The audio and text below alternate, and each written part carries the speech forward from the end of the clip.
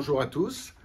Nous sortons du Conseil de l'Ordre du premier jour de l'été, le 20 juin, et nous avons abordé deux sujets importants.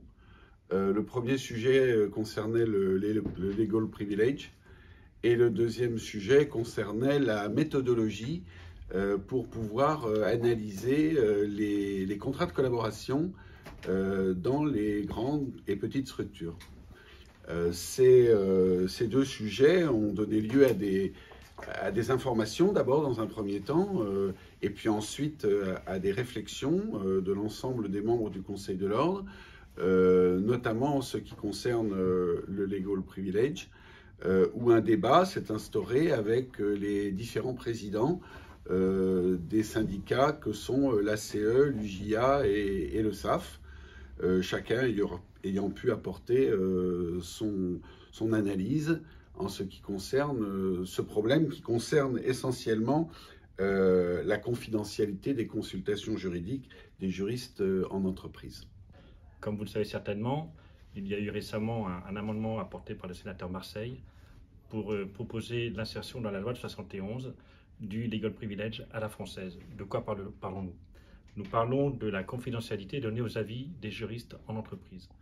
Cette confidentialité est demandée par les juristes d'entreprise depuis des années pour se protéger notamment des règles extraterritoriales qu'appliquent les États-Unis principalement.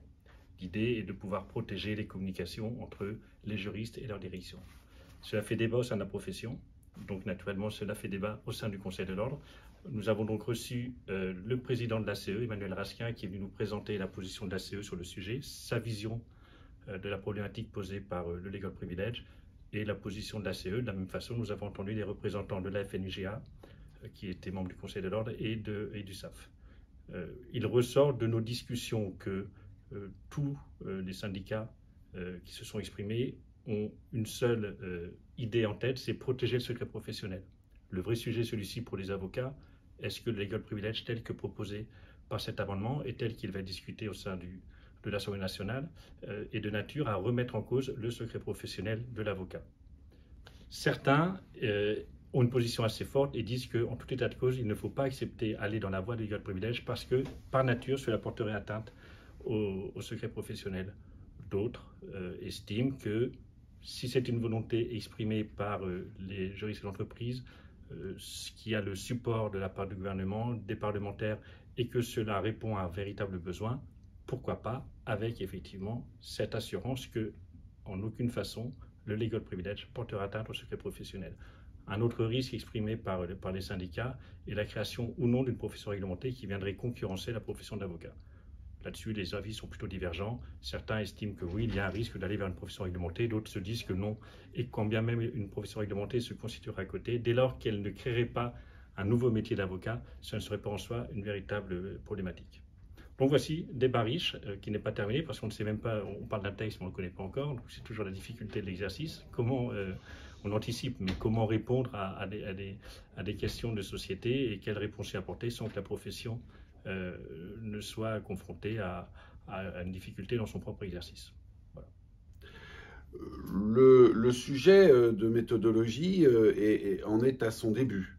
Nous avons évoqué la méthode et nous serons amenés à peaufiner le reste par la suite lorsqu'on nous présentera les questionnaires qui seront envoyés de manière anonymisée à l'ensemble des avocats de notre barreau qui sont collaborateurs. Et c'est à cette occasion qu'on a appris qu'il y avait actuellement à peu près 1400 collaborateurs, qu'ils soient collaborateurs libéraux pour les 3/4 et pour 1/4 des collaborateurs salariés. Voilà. Et puis, à l'issue de cela, nous avons reçu la délégation de la ville de Pikine, qui est une ville de banlieue à côté de Dakar. Cette délégation est là pour toute la semaine pour rencontrer les acteurs de la Maison des Femmes, qui est à Nanterre, dans le cadre d'un projet de création de Maison des Femmes à Pikine. Ces femmes qui sont soumises à des problématiques de violence sexuelle, de violence et bien entendu de violence économique. Eh bien, restons concernés. Restez connectés.